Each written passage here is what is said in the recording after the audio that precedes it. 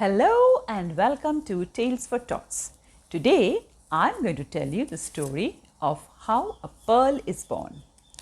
Once upon a time, under the deep dark oceans, there lived a young oyster called Ossie. He had two huge shells that covered his tiny mouth and a row of tiny gills. The shell also covered a layer of fine tissues known as a mantle that separated his delicate body from the shells.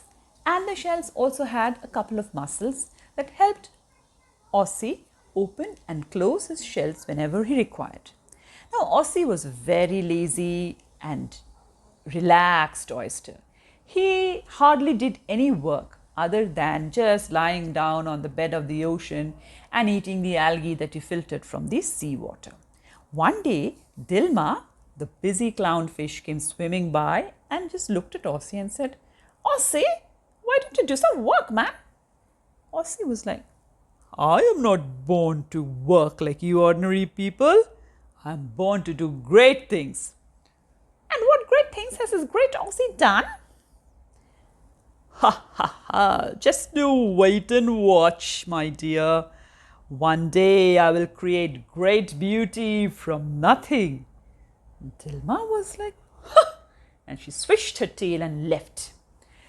Now, the moment she left, Ossie became a bit concerned because the movement of the water by her swishing her tail had caused the sand particles in the bed to be disturbed and it might enter his body. And true to his worry, he suddenly began to feel a bit prickly.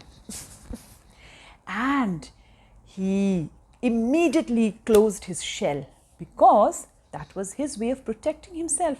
He could not let his delicate body be harmed by any irritant. Now, once he shut his shell, he began to weave a thin layer of tissues that would cover the irritant that had entered, and it would act as a bandage. Now, what happens when we get hurt? We apply bandage on our bruise or wound, right? So that the infection does not spread. That is what Ossie was doing. And while he did that, he kept completely still as a rock, and his shell was shut. So nobody knew what was happening. And all his friends, Willy the whale, "What is happening to Ossie, man? Is he okay?" And then Omi the octopus says, "Is he sick? Is he sick? Do you think he's sick?" He's getting very worried.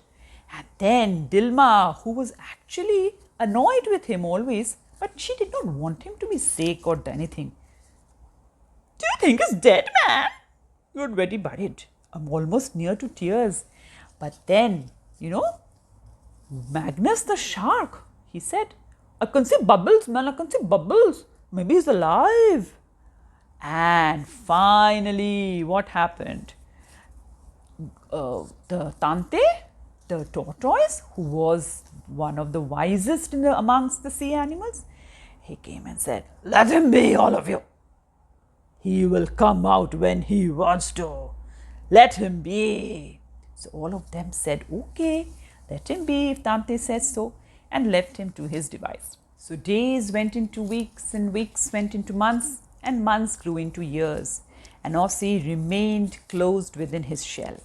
And then finally, after 10 long years, Ossie opened his shell, and there within those shells, the sunlight poured in and everybody saw the smooth round head of a bright little pearl that was covered by another shell of beautiful colors that dazzled the entire sea world.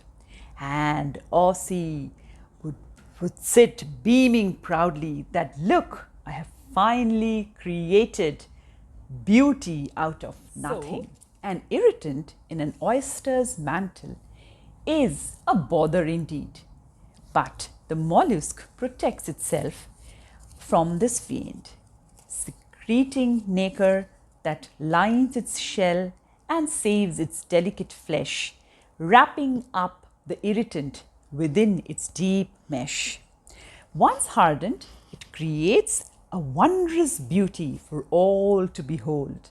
That is how a pearl is born, and I hope my story is well told. So, if you like my story, do not forget to subscribe, like, and send me your comments. And I will be waiting for the next time to read another beautiful story with you. Thank you and bye for now.